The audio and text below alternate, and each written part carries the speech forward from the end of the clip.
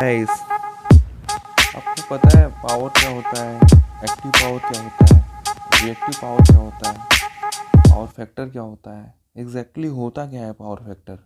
हम बोलने को तो बोल देते हैं कॉस फाई एंगल। ये होता है वोल्टेज और करंट के बीच का एंगल होता है किसी एक फेज पे। या हम बोल देते हैं active power divided by apparent power, ये बोल देते हैं, इसको पावर फैक्टर बोल देते हैं। लेकिन है ये, ठीक है, ये है, इसको हम पढ़ते हैं, लेकिन होता क्या है पावर फैक्टर? कैसे उसे हम कैलकुलेट करते हैं? कैसे हम डिफ्रेंशिएट कर सकते हैं क्या है लैगिंग पावर फैक्टर, क्या है लीडिंग पावर फैक्टर? दूसरी चीज़, हम जो है हमेशा बात करते हैं single phase, three phase supplier system की। हम कभी टू फेज को तो भूल ही जाते हैं, जैसे ये है ही नहीं। और है तो क्यों नहीं है? क्या इसमें क्या ऐसा क्यों, क्या हुआ कि इसको हमने निगलेक्ट कर दिया, इसको हम यूज़ ही नहीं कर रहे हैं? हम सिंगल फेज पढ़ेंगे या तो थ्री फेज पढ़ लेंगे, टू फेज तो हम पढ़ते भी नहीं है। स्कॉट कनेक्शन एक उसको छोड़ दिया जाए तो बाकी हम कभी इसको देखते भी नहीं है टू फेज। आज हम जानेंगे होता क्या है ये सारी चीज़ें। चलिए स्टार्ट करते हैं। मेरा नाम है अभय सिंह। चलिए स्टार्ट करते हैं।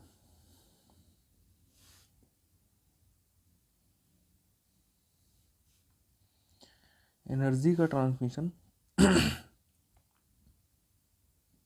एनर्जी का ट्रांसमिशन होता है दो तरीके से हमारे कोर्स में। इलेक्ट्रिकल इंजीनियरिंग को तो ये जानना ही चाहिए। एनर्जी ट्रांसमिशन एक होता है इलेक्ट्रिक फील्ड के थ्रू, एक होता है मैग्नेटिक फील्ड के through.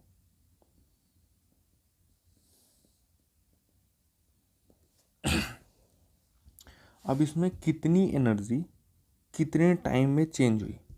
Law of conservation of energy क्या बोलता है? Energy neither can be created nor can be destroyed.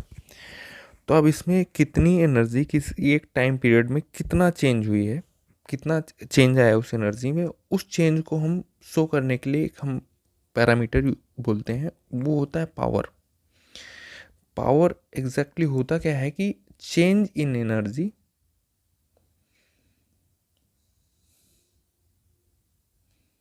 Per unit time. जितने टाइम में ये एनर्जी चेंज हो रही किसी एक फॉर्म से या समथिंग एनर्जी से, सम एनर्जी से डिफरेंट एनर्जी में, तो उसको हम बोलेंगे पावर। ये टाइम बोले तो मतलब टाइम का मतलब ये है कि जितना एनर्जी चेंज हुई है इस इतने टाइम पे। जैसे कि हम बोलेंगे P is equal to del E by del T, इस टाइम में कितना एनर्जी चेंज हुई है। इसकी यूनिट होती है वाट, पावर की। एग्जाम्पल के लिए हम समझते हैं जैसे मान लीजिए, इसको हटा देते हैं।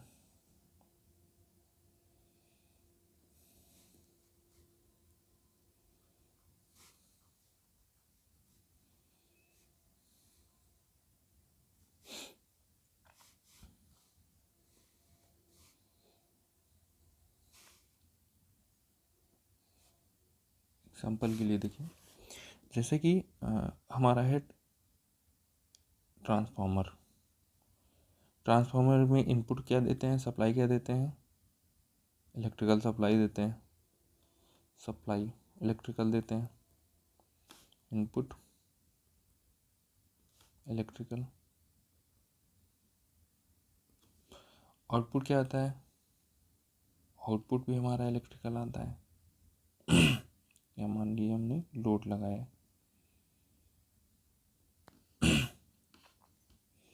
आउटपुट इलेक्ट्रिकल आता है। लेकिन ये चेंज हो रहा है, एक इधर से इनपुट से आउटपुट में चेंज हो रहा है, किस किस बेसिस पे, किसके फॉर्म में? ट्रांसमिशन किस उसमें हो रहा है? ये हो रहा है मैग्नेटिक फील्ड के थ्रू। इस कोर में, ट्रांसफार्मर के कोर में जनरेट होगा मैग्नेटिक फील्ड। इस मैग्नेटिक फील्ड ने इनपुट को, इन इलेक्ट्रिकल इनपुट को आउटपुट में कन्वर्ट किया एनर्जी को, इलेक्ट्रिकल एनर्जी को आउटपुट इलेक्ट्रिकल एनर्जी चेंज किया, ट्रांसमिट किया थ्रू मैग्नेटिक फील्ड।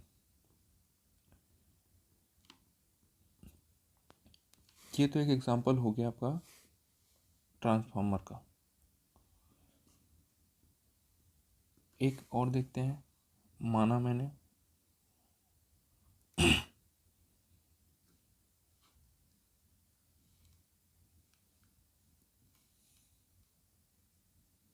मोटर ले लिया, 3 फेज मोटर ले लिया, 3 फेज सप्लाई दिए,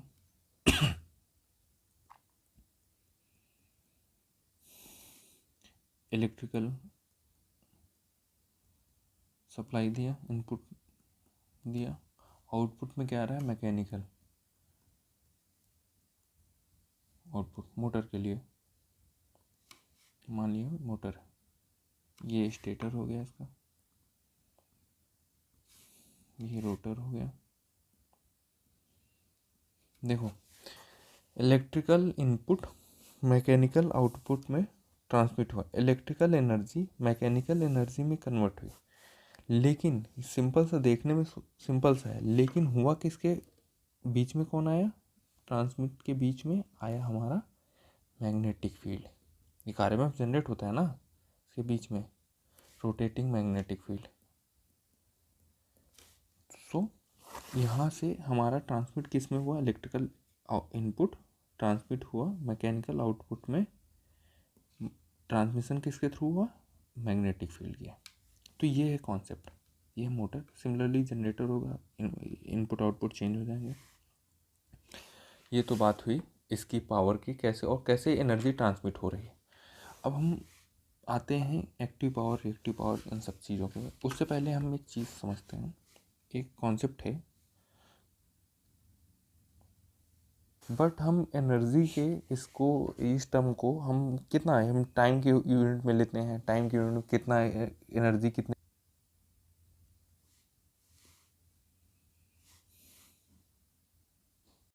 सारा सब कुछ क्लियर हो जाएगा। सिंगल फेज सर्किट लेते हैं,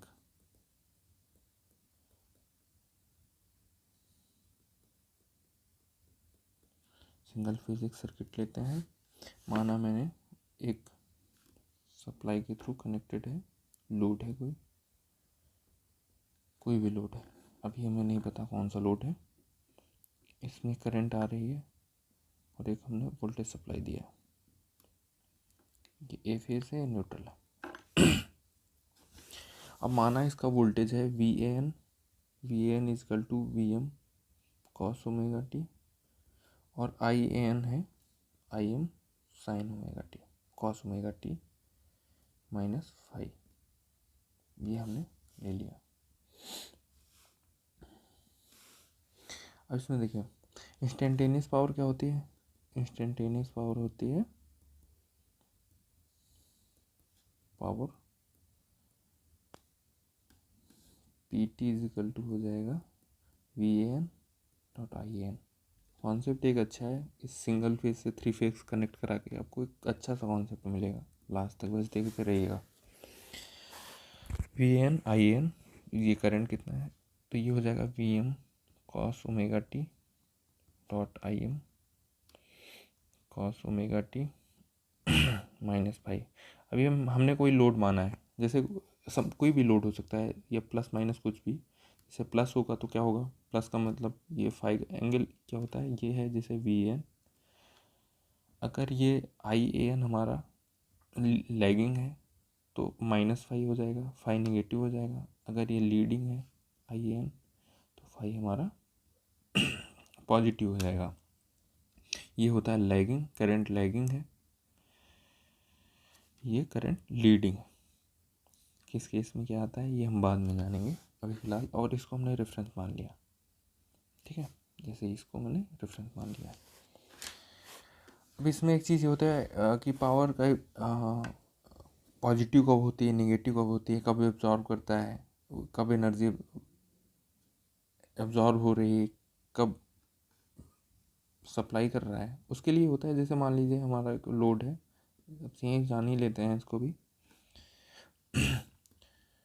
वी एन सप्लाई दिया, अगर दोनों पॉजिटिव, ये पी पॉजिटिव आ रहा है हमारा, अगर पी पॉजिटिव, ये इंस्टेंटेनियस पावर है, अगर ये पॉजिटिव आ रहा है, जब कब आएगा, जब दोनों के डायरेक्शन, ये करंट जो है लोड पे इंटर करे, सप्लाई से लोड पे जाएगी, तो पी पॉजिटिव आएगा। पी निगेटिव कब आएगा, निगेटिव होगा कब, जब जो है ये लोड से सप्लाई की तरफ आए। पोलैरिटी आप देख लीजिएगा कैसे होता है, बस एक व्यू दे रहा हूँ आपको। फिर यहीं से इसको सॉल्व करते हैं इस इक्वेशन को। P इजिकल टू हो जाएगा we M I M cos omega T dot cos omega T. हमने मान लिया लैगिंग है, यहाँ पे मान लिया लैगिंग लोड है। ये हो जाएगा we M I M cos omega T cos, इसी को तोड़ दीजिए, cos five sine omega T sine five.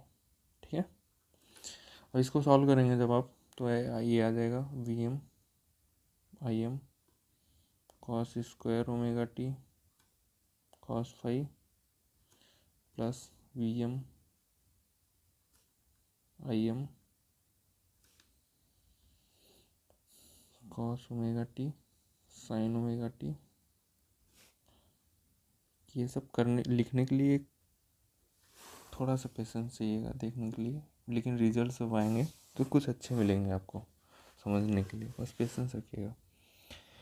P is equal to होता है, यहाँ से मिल जाएगा वी एम आई एम, पीछे वहीं से सॉल्व करने पे इसको V M I M by two cos five 1 plus cos 2 omega T plus V M I M by two sine five sine 2 omega T.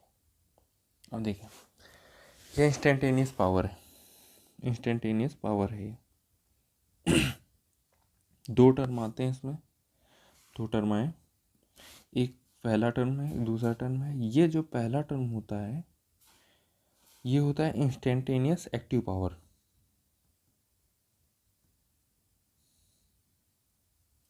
Active power. Second term जो होता है ये होता है इंस्टेंटेनियस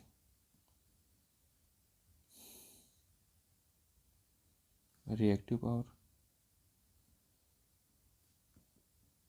बस देखते चलिए, अभी बस इक्वेशन लिखते जा रहा हूँ। आगे मान लीजिए हमने कोई एक प्योरली रेजिस्टिव लोड ले लिया है, प्योर रेजिस्टिव लोड है।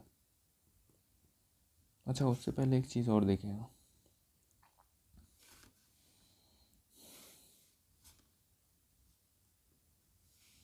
देखिए अगर हम इसका एवरेज पावर निकालें,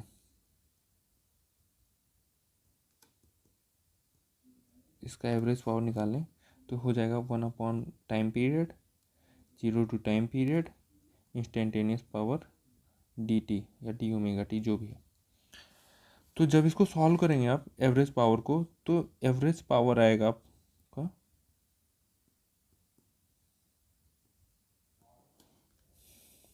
टाइम पीरियड के लिए भी लिख लेते हैं, पाई आएगा, बाद में भी बना के भी दिखाता हूँ आपको। 0 टू पाई वी एम, ये इसको हम आर एम एस के फॉर्म लिख देते हैं, जैसे वी एम बाई √2, ये हो जाएगा वी लिख दिया है, आर एम एस ये आर एम एस है यानी वी। ठीक है, सिमिलरली आई, तो V into I cos five 1 plus cos omega T cos 2 omega T plus V I sine five sine 2 omega T D omega T. इसको solve करेंगे, ये double frequency का, ये डबल फ्रिक्वेंसी का, ये 0 हो जाएगा, ये बचेगा ये इतना पहला पार्ट। तो यहाँ पे आपको आएगा V I cos five, average power is equal to V I cos five. इसी एवरेज पावर को, इंस्टेंटेनियस के एवरेज पावर को हम क्या बोलते हैं, इसी को हम बोलते हैं active power, real power, true power, जो भी बोलेंगे इसको, ठीक है। इसी एवरेज पावर को बोलते हैं एक्टिव पावर। एक चीज़ तो ये एक यहाँ से फंड मिल गया। फिर दूसरी चीज़ और चलते हैं, जैसे मान लिया हमने ले लिया प्योर रेजिस्टिव लोड,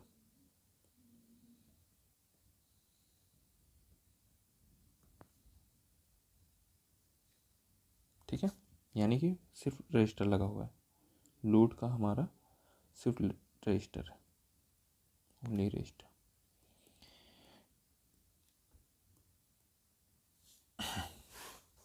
इसमें क्या है, रजिस्टर है तो फेज एंगल कितना होगा वोल्टेज और करंट के बीच में, फेज एंगल होगा φ=0।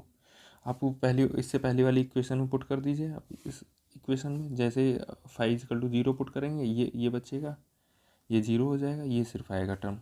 तो हम यहाँ पे क्या लिख सकते हैं इसको, पावर हमारा इंस्टेंटेनियस पावर क्या मिलेगा हमें, P=V/I, RMS के फॉर्म में लिख रहा हूँ, जहाँ भी कैपिटल में लिखूँगा मान लीजिएगा कि ये RMS वैल्यू है, 1+cos2ωt, ठीक है।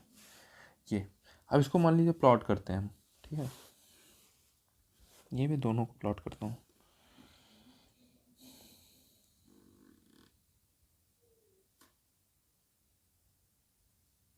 ठीक है। अब जैसे कॉस के टर्म में लिया है हमने, चलिए हम ले लेते हैं, ये मान लीजिए साइन है, ये है वोल्टेज,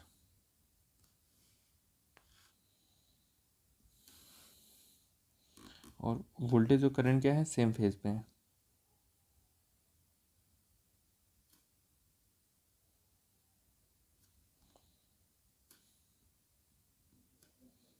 कॉस के टर्म में लिया था इसलिए मैं टी को 0 यहाँ मान लेता हूँ, कॉस के टर्म में लिया है, ठीक है। अब हमारा ये वोल्टेज है,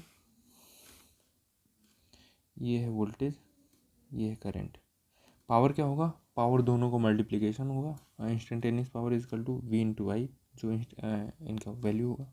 तो जब ये दोनों पॉजिटिव हैं, ये इस टाइम पीरियड में दोनों पॉजिटिव हैं, वोल्टेज भी पॉजिटिव है, करंट भी पॉजिटिव है, यहाँ पे मैं इसका निकालूँ, अगर लेते हैं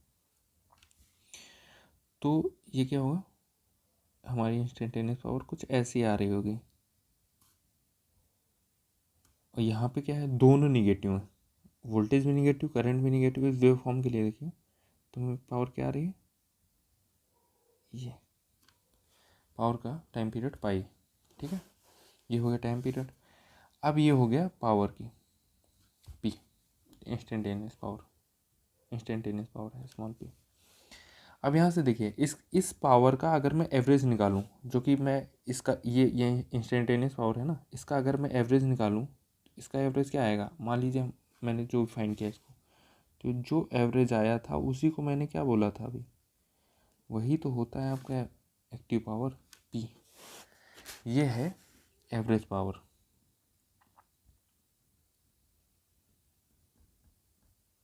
आप इसका चाहे निकाल के देख लीजिए, चाहे पीछे आपको देखना है, एवरेज पावर क्या होता है, इंस्टेंटेनियस पावर का एवरेज वैल्यू। मैंने इसका एवरेज वैल्यू फाइंड किया इस पावर का, तो इस इंस्टेंटेनियस का, तो ये एवरेज वैल्यू आई इसकी, यही है रियल पावर, यही है एक्टिव पावर,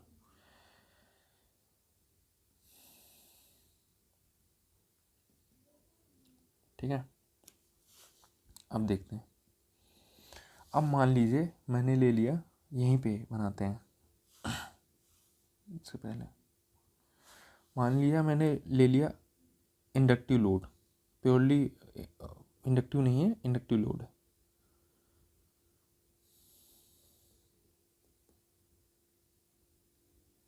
जिसमें आर का टर्म भी आएगा, मान लीजिए मैंने लिया, ये सप्लाई है, ये लोड है,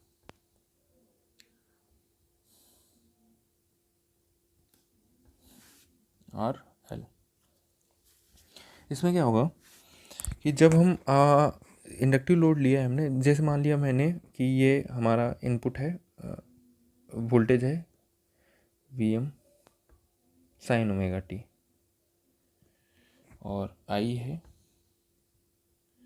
Vm sine omega T minus phi. अब फाई क्या होगा इसमें, इस केस में फाई अगर आर है तो फाई लेस देन हमेशा 90 डिग्री हुआ, और लैगिंग है क्योंकि इंडक्टिव लोड है, इंडक्टिव में वोल्टेज से करंट जो है लैग करेगी, ये फाई। ठीक है, अब इसको अगर हम प्लॉट करते हैं और फिर उसके पीछे में इसको शो कर देंगे, यहाँ पे कॉस था, चलिए यहीं पे कर देते हैं, फिर हम साइन ओमेगा टी था, यहीं पे करते हैं।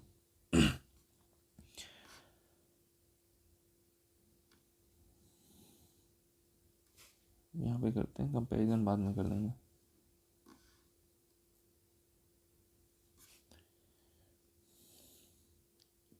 ये माना हमने वोल्टेज का वेव फॉर्म है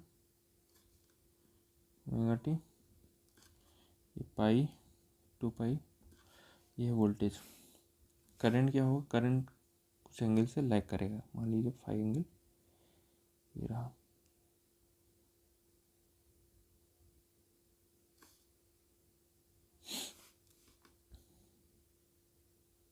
ये करंट, ये वोल्टेज। ठीक है, अब हम इसकी पावर अगर फाइंड करना चाहें तो पावर फाइंड करने, यहाँ पे देखिए अब करंट है निगेटिव, वोल्टेज है पॉजिटिव, तो पावर क्या होगा, power is equal to V into I हुआ। जब इसको पावर निगेटिव आएगा तो कैसा होगा, ये यहाँ पे वोल्टेज पॉजिटिव, करंट पॉजिटिव,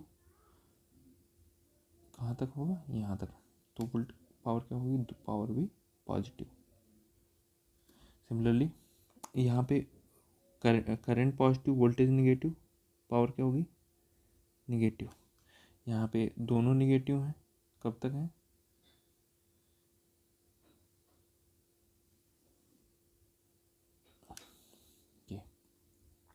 ये आ गया पावर।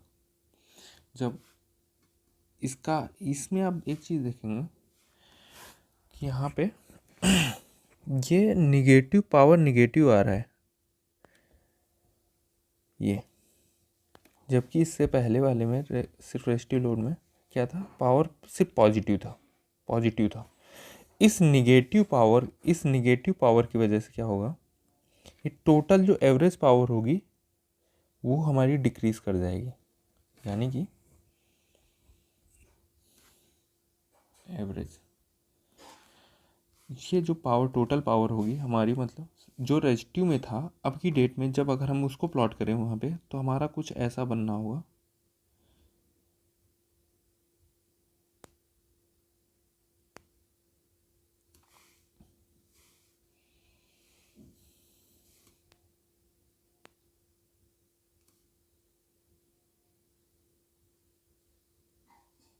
ऐसा कुछ। तो इसमें टोटल एवरेज पावर इसका कुछ डिक्रीज कर जाएगा, P फॉर आर लोड, जो भी अभी हम यूज़ किए हैं अभी। इसी डिफरेंस को शो करता है हमारा power factor. The degree by which any load tries to match with resistive load is known as power factor. ठीक है, इस डिफरेंस को हम बोलते हैं पावर फैक्टर। जैसे ये जो निगेटिव पावर आती है इंस्टेंटेनियस पावर में, ये जो निगेटिव पावर आ रही है इसी को हम बोलते हैं रिएक्टिव पावर। समझ में आई बात, इसको बोलते हैं रिएक्टिव पावर। इस रिएक्टिव पावर की वजह से हमारा टोटल पावर क्या हो गया, डिक्रीज हो गया। इस रिएक्टिव, यहाँ पे क्या था, प्योरली रेजिस्टिव में कोई रिएक्टिव पावर नहीं बच रहा था, क्योंकि रिएक्टिव पावर वाला टर्म हमारा जीरो हो जा रहा था, क्योंकि फाई जो है उस वहाँ पर जीरो हो जा रहा था। लेकिन जो है अगर हमारा ये RL लोड है या इंडक्टिव लोड है, समथिंग प्योरली इंडक्टिव नहीं है, तो इसमें क्या होगा, निगेटिव पावर आने लगती है, जो निगेटिव पावर शो करते हैं रिएक्टिव पावर से। उस नेगेटिव पावर की वजह से हमारा एवरेज पावर जो है डिक्रीज़ कर जाती है रेजिस्टिव लोड से, और जितने डिग्री से ये डिक्रीज़ करती है उसी को शो करने के लिए हम पैरामीटर बोलते हैं पावर फैक्टर। ठीक है, ये तो हो गई पावर फैक्टर की बात। अब इसी को कैलकुलेट करते हैं तो हम cos फाई के टर्म में आने लगता है, वो हम बाद में देखेंगे। अब मान लीजिए अगर हम एक चीज़ और देख लेते हैं। अब रिएक्टिव पावर को हम, एक्टिव पावर क्या होता है, एक्टिव पावर हमने बोला एवरेज पावर, एवरेज पावर क्या होता है वी आई कॉस फाई। तो हम रिएक्टिव पावर को शो करने क्या बोलेंगे, वी आई साइन फाई, जैसे कि हमने इससे पहले इक्वेशन पढ़ा था यहाँ पे। इसको बोलेंगे हम पी एक्टिव पावर, ये है रिएक्टिव पावर। तो हम इसी इक्वेशन को अगर लिखना चाहें तो हमारा एक कंप्लीट इक्वेशन क्या बनेगा, instantaneous power is equal to P one plus cos two omega T plus Q sine two omega T. याद रखना इसे, अभी जब 3 फेज आएगा तब एक चीज़ दिखाऊंगा इसमें से, यहीं से एक डिफरेंस मिलेगा और वो आपको दिखेगा। अब एक चीज़ और है, यहीं पे अगर मान लीजिए मैं ले लूँ pure inductor, pure inductive load, यानी कि सिर्फ इंडक्टर है, लोड में सिर्फ हमारा इंडक्टिव लोड है। अब हमारी सप्लाई दे दिया हमने, वोल्टेज दिया है वी टी, करंट दिया आई टी मिला, ये इंडक्टर है, लोड है हमारा लोड। यहाँ पे हमारा जो करंट होगा वो वोल्टेज से 90 डिग्री लैग कर रहा होगा, ये वोल्टेज है ये करंट है, इसकी वजह से मतलब फाई कितना हो गया, फाई हो गया 90 डिग्री। तो आप उसमें जब पुट करेंगे साइन फाई इजिकल टू कितना हो जाएगा 0, कॉस फाई कितना होगा 1 हो जाएगा। हमारा पावर कितना मिलने लगेगा, पावर मिलने लगेगा, इंस्टेंटेनियस पावर मिलने लगेगा वी एम आई एम, पिछला जो हमने लिखा था साइन टू ओमेगा टी। ठीक है, ये शो करता है कि इंस्टेंटेनियस पावर में इस केस में एक्टिव पावर वाला जो कंपोनेंट था वो है ही नहीं। एक्टिव पावर का कंपोनेंट हमारा क्या हो गया, जो एक्टिव पावर कंपोनेंट ये है ये 0 हो गया, क्योंकि यहाँ कॉस फाई जब पुट करोगे कौन सा कंपोनेंट आया, सिर्फ आया रिएक्टिव पावर का कंपोनेंट। ठीक है, तो और सिमिलरली हमें केस भी यही मिलता है। और हम यहाँ पे एवरेज पावर फाइंड करें, एवरेज पावर फाइंड करें अगर P इजिकल टू, जब फाइंड करेंगे तो ये 0 हो जाएगा। ठीक है, ये 0 हो जाएगा एवरेज पावर, ये डबल फ्रिक्वेंसी का होगा, पाई का टाइम पीरियड आएगा, पीछे हमने देखा है ये टाइम पीरियड पाई का आएगा और डबल फ्रिक्वेंसी में वो 0 हो जाता है। आप ट्राई करके देख भी लीजिएगा, 0 हो जाएगा वो एवरेज पावर। तो हम यही तो हमें केस भी जानते हैं, क्योंकि इंडक्टर हमें क्या है, टोटल पावर हमारी एवरेज पावर क्या हो जाएगी 0 हो जाएगी। इसको शो करने के लिए हम दिखाते हैं, आपको वेव फॉर्म बनाते हैं यहीं पे।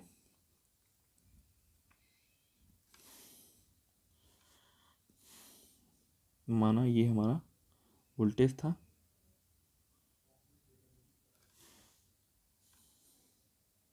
यहीं पे करंट जो है हमारी 90 डिग्री लैग करेगी, ये पाई है ये 2 पाई,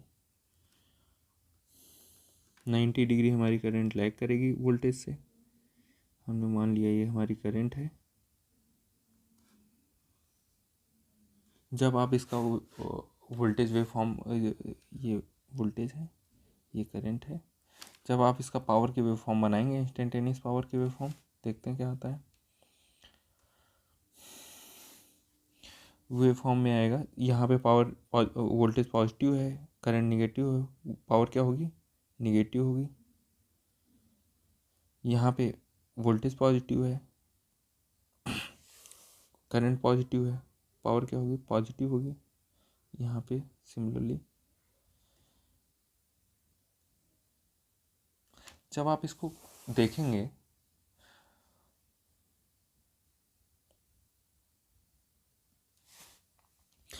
तो क्या आएगा, पहली चीज़ तो हमें इंस्टेंटेनियस पावर में सिर्फ रिएक्टिव पावर का कंपोनेंट आ रहा था, और एवरेज पावर क्या आ रही है हमारी, 0 आ रही है। यानी जितना पॉजिटिव पावर उतना ही निगेटिव पावर, एवरेज पावर 0 हो गई। ये इस वे फॉर्म से आप देख सकते हैं। फिर ये चीज़ हो गई, एक बात हो गई एवरेज पावर 0, क्योंकि इंडक्टर जितना लेगा उतना उतना ही जितना सप्लाई से लेगा उतना डिस्चार्ज कर देगा, इंडक्टर की वो प्रॉपर्टी होती है। फिर इसके बाद एक कॉन्सेप्ट आता है, ये पावर फैक्टर का हमने बात कर लिया है। अब आते हैं ये पावर फैक्टर कम होने से क्या क्या होता है। पावर फैक्टर से कम होने से क्या क्या होता है। पहली चीज़ तो है कि reduction in amount of available useful power. जैसे हमारा पावर अमाउंट कम हो जाएगा, पावर जो हमारा अवेलेबल पावर होगी वो कम हो जाएगी। पहली चीज़ तो पावर हमारी कम हो जाएगी। पावर इक्वल टू क्या होता है, वी आई कॉस फाई। अगर कॉस फाई यानी ये पावर फैक्टर अगर ये कम हो जाएगा तो पावर कितना हो जाएगा, कम हो जाएगा। दूसरी चीज़ ये हो जाती है, अगर हमें सेम पावर सप्लाई करनी है, अगर पावर को कांस्टेंट जो, अगर मान लीजिए जो लोड में था, लोड को अगर सेम पावर चाहिए, पावर को अगर कांस्टेंट रखना है तो P इजिकल टू क्या होता है, V I cos phi, power factor. अगर ये कांस्टेंट रखना है और ये हो रहा है डिक्रीज, तो क्या होगा, इसको होना क्या होगा, करंट को क्या होना पड़ेगा, इंक्रीज़ करना पड़ेगा, क्योंकि वोल्टेज तो यहाँ पे कांस्टेंट है मान लीजिए। तो करंट को क्या होगा, करंट इंक्रीज़ कर जाएगा। अब इस करंट के इंक्रीज़ होने से क्या होगा, करंट के इंक्रीज़ होने से क्या होगा कि तीसरे पॉइंट पे लिखते हैं, करंट के इंक्रीज़ का आई स्क्वायर आर लॉस बढ़ेगा, ये बढ़ेगा। हीट बढ़ेगा, ये क्या करेगा, ये इंसुलेशन को ब्रेक कर सकता है, इंसुलेशन अदर सर्किट कंपोनेंट्स को डैमेज कर सकता है।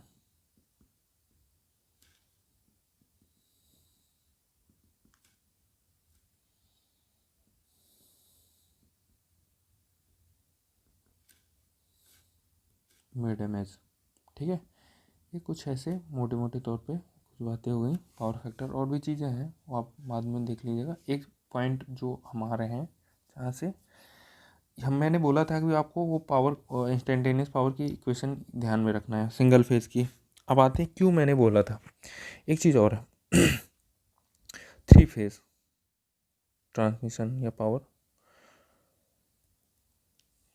सिस्टम, ठीक है। इसमें क्या है, हमने मान लिया बैलेंस्ड है, एज्यूम कर लिया बैलेंस सिस्टम है। देखिए कुछ बहुत सही मिलेगा आपको, कॉन्सेप्ट होगा।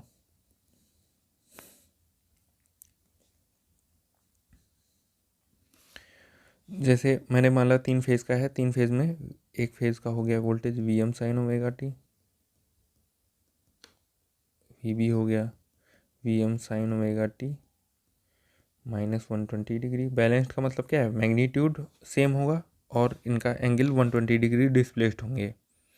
वी सी इजिकल टू हो जाएगा we m sine omega T -240 degree और v m sine omega T +120 degree.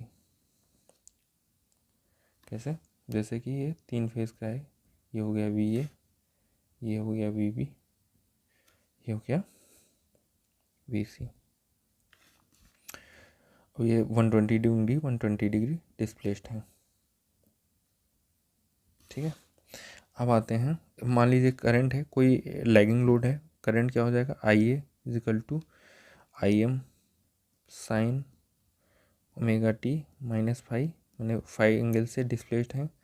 I B is equal to क्या हो जाएगा, आई एम, अभी मैंने माना बैलेंस सिस्टम है, omega T -120 degree -5, I C is equal to कितना हो जाएगा, I M sine omega T -240 degree -5, ठीक है।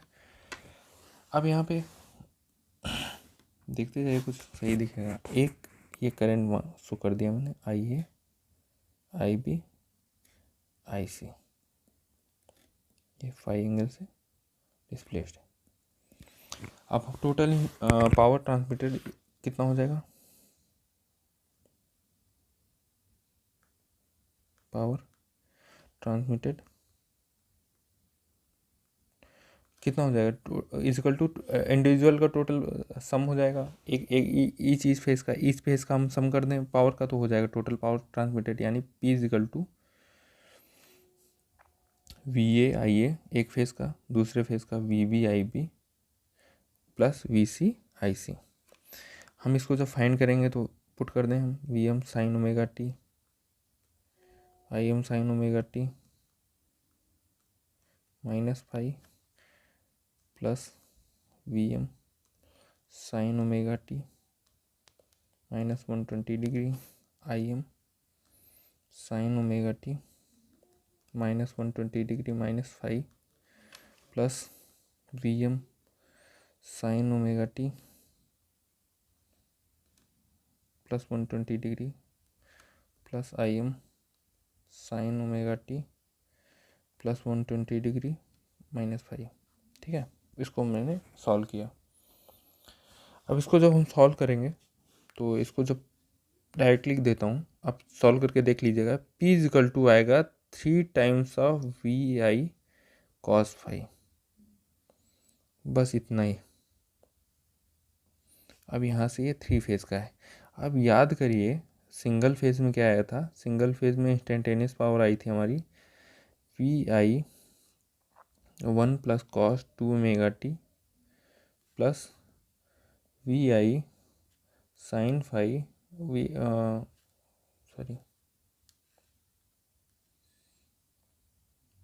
Cos phi VI sine phi sine 2 omega T.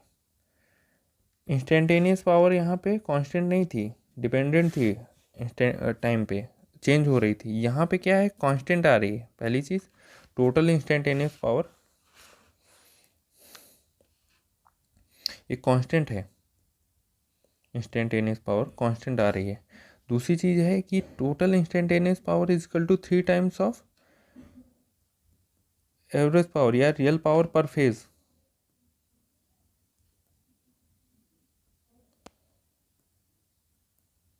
कोई रिएक्टिव पावर का कंपोनेंट ही नहीं आ रहा है। तो यहाँ से इस रिजल्ट से कुछ कमेंट लिखते हैं। पहली चीज़ तो ये है कि ये कांस्टेंट है, इंस्टेंटेनियस पावर इसका कांस्टेंट आ रहा है।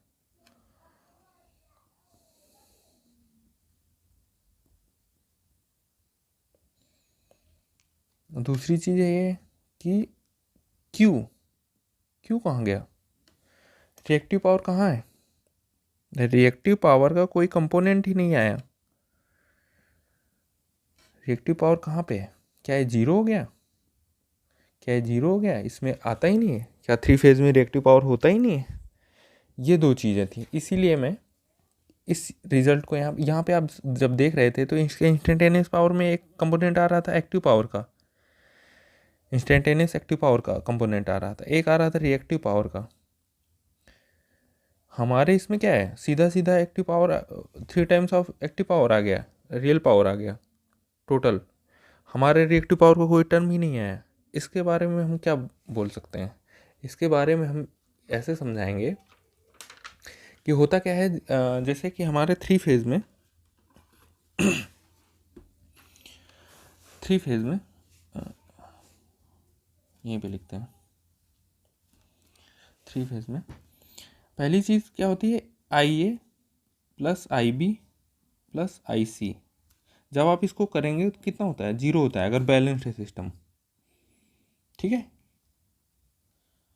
अगर ये बैलेंस सिस्टम होता है तो 0 हो जाता है, क्योंकि 120 डिग्री डिस्प्लेस्ड हैं। जब उसको आप सम करेंगे तो 0 होता है। क्या ये IA total current equal to कितना होता है, IA तीनों का सम करेंगे तो 0 हो जाएगा। इसका मतलब ये नहीं होता है कि करंट हर एक फेज का करंट 0, ऐसा नहीं होता है कि हर एक फेज का करंट 0 हो गया, ऐसा नहीं होता है। तो इसी कॉन्सेप्ट को हम यूज़ करते हैं उसमें। उसी तरीके से क्या होता है हमारे सिमिलरली रिएक्टिव पावर भी होता है। इसका मतलब ये हुआ कि इंस्टेंटेनियसली किसी एक टाइम इंस्टेंट के लिए हमारा रिएक्टिव पावर 0 होता है, एक इंस्टेंट के लिए, लेकिन हमारा टोटल जो रिएक्टिव पावर होता है, रिएक्टिव पावर इक्वल टू होता है 3 times of reactive power per phase, मतलब 3 times reactive power per phase VI sin phi. ठीक है, तो कॉन्सेप्ट यही है कि इंस्टेंटेनियसली हमारा करंट क्या होता है, जीरो होता है अगर हम तीनों फेज का एक साथ जोड़ दिया जाए। सेम वैसे ही इंस्टेंटेनियसली हमारा जो है रिएक्टिव पावर क्या होता है, वो जीरो होता है, लेकिन हमारा टोटल रिएक्टिव पावर, इसका मतलब ये नहीं कि हर एक फेज का जीरो हो गया, हर एक फेज में होगा। ठीक है, अगर उस इंस्टेंट के हमें जब भी रिएक्टिव पावर चाहिए हो तो हम हर एक फेज का सम करें, तब जाके हमें टोटल रिएक्टिव पावर मिलेगा। ये कॉन्सेप्ट होता है। यहीं से आप, ये कई बार इंटरव्यू में पूछ लेते हैं कि आपको जब फाइंड करते हैं तो रिएक्टिव पावर कहाँ है, इसका मतलब क्या है, तो आप इसको ध्यान दीजिएगा, ये इसमें कॉन्सेप्ट होता है। ठीक है, ये याद रखिएगा, ये कुछ सही चीज़ है। उसके बाद फिर एक चीज़ और आते हैं, यहाँ पे इंटर किया था मैंने, तो उसको हम देखते हैं इसके बारे में क्या है। जैसे हम सुनते हैं कि टू फेज़ के बारे में हम बात नहीं करते हैं, टू फेज़, वन फेज़ पढ़ा, फिर डायरेक्ट 3 फेज़ पहुंच गए, टू फेज़ बीच में हम निगलेक्ट मार दिया। होता भी है कई जगह, जैसे हम ट्रांसफार्मर में 3 फेज़ से 2 फेज़ में कन्वर्ट करते हैं, स्कॉट कनेक्शन बनाते हैं, वो सब है। अब पढ़ते हैं क्या कैसे हुआ है, थोड़ा सा जान लेते हैं इसके बारे में। जैसे कि हम यहाँ पे इसलिए बोल रहे हैं क्योंकि हमने स्टार्ट किया सिंगल फेज़, फिर डायरेक्ट आ गया 3 फेज़, कभी ऐसे मन में आया कि 2 फेज़ क्यों नहीं, तो उसके लिए बात करते हैं। जैसे होता है सिंगल फेज़, सिंगल फेज़ के बारे में क्या होता है कि हमारे घरों में आती है, सप्लाई आती है, सिंगल फेज सप्लाई आती है, लाइन वायर होता है, ये न्यूट्रल होता है, ये हमारा घर है, इसमें सप्लाई आई और करंट चली गई। ठीक है, सर्किट कंप्लीट हो गया। अब प्रॉब्लम क्या हो गई थी सिंगल फेज में, आपने पढ़ा होगा, वो रोटेटिंग मैग्नेटिक फील्ड नहीं प्रोड्यूस होती है, कम पावर के लिए हम यूज़ करते हैं। चलिए हम नोट करते हैं यहाँ पे थोड़ा सा। पहली चीज़, rotating magnetic field, self starting, जिसकी वजह से सेल्फ स्टार्टिंग मोटर नहीं बन पाती हैं हमारे single phase induction motor, self starting नहीं बन पाती है, उसके लिए फिर हम उसमें ऑक्सिलरी वाइंडिंग यूज़ करते हैं, वो सब। दूसरी चीज़ है 5 हार्स पावर से ज़्यादा के लिए नहीं यूज़ करते हैं, उससे कम के ही लिए यूज़ करते हैं। ठीक है, फिर दूसरी बात आती है कि हम फिर चले जाते हैं 2 फेज़ की। मान लीजिए हम 2 फेज़ की बात करते हैं, ये लोड है, ध्यान से देखिएगा इसको, कुछ नया मिलेगा। जैसे ये दो, एक ए फेज़ है, ये बी फेज़ है, ये न्यूट्रल है, ये आई ए है, आई a is equal to I0, IB,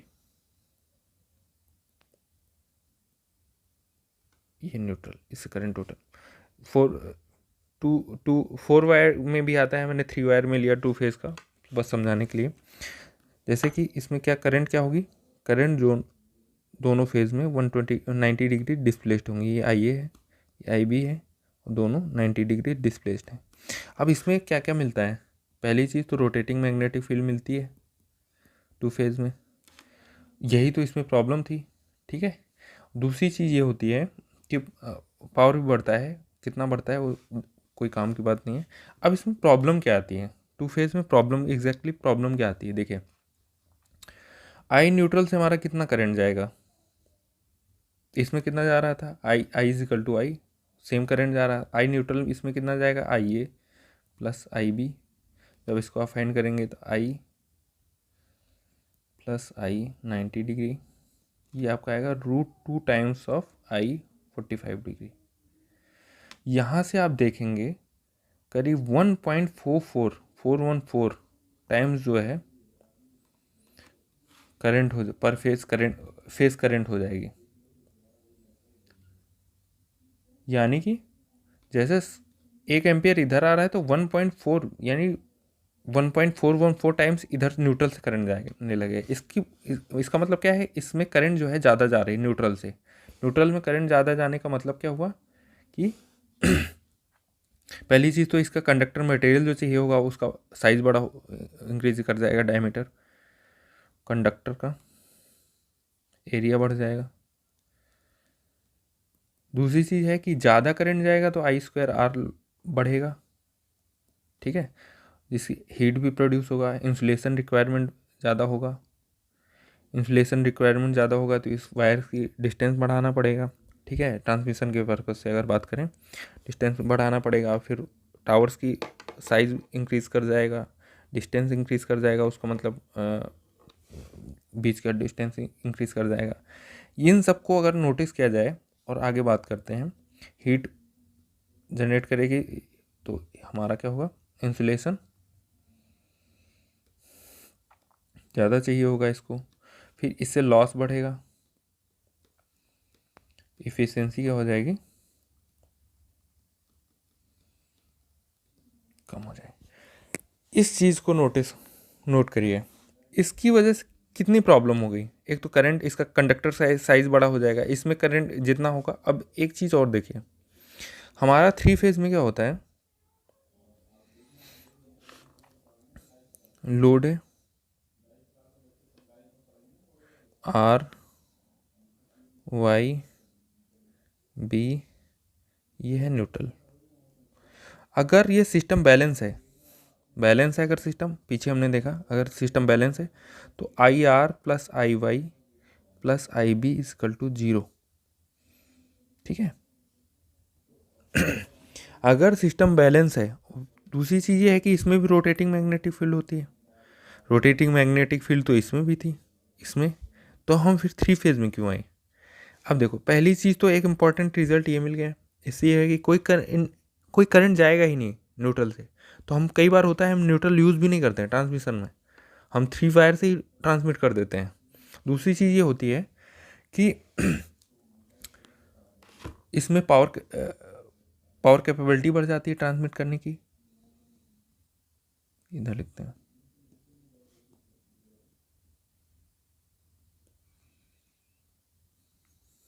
जो हमारा सिंगल फेज में था कम था, वो बढ़ के बहुत ज़्यादा बढ़ जाता है इसमें 3 फेज में। और for same power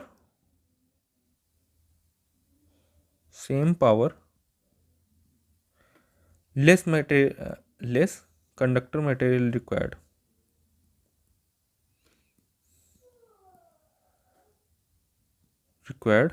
with respect to किसके, required with respect to 2 phase. मतलब कि कोई एक अमाउंट का पावर है, उसको ट्रांसमिट करने के लिए जितना हमें कंडक्टर चाहिए 2 फेज में, वो ज़्यादा होता है 3 फेज से। ये इसका एडवांटेज हो गया। पावर कैपेबिलिटी बढ़ जाती है, रोटेटिंग मैग्नेटिक फील्ड बढ़ जाती है। जो दूसरा इसमें एफिशिएंसी इसकी वजह से कम हो जा रही थी इस करंट की वजह से, वो भी इसमें इम्प्रूव कर जाती है। इसीलिए हम क्या करते हैं, सिंगल फेज हमारे 5 हॉर्स पावर के नीचे होता है तो हम इसमें यूज़ कर लेते हैं सिंगल फेज, फिर या तो हम 3 फेज में चले जाते हैं। एक चीज़ और होता है, जितना ज़्यादा हमारा ये इंक्रीज़ करता है तो हमें पावर इलेक्ट्रॉनिक्स में आपने पढ़ा होगा, हार्मोनिक्स कम होते जाते हैं।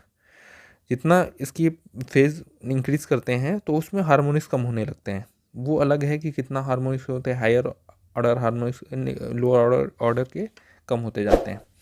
तो ये कंपैरिजन मैंने यहाँ से दिखाया, छोटा सा है, बस बेसिक एक कॉन्सेप्ट है, वो मैंने यहाँ से कंप्लीट कर दिया। बाकी थैंक यू।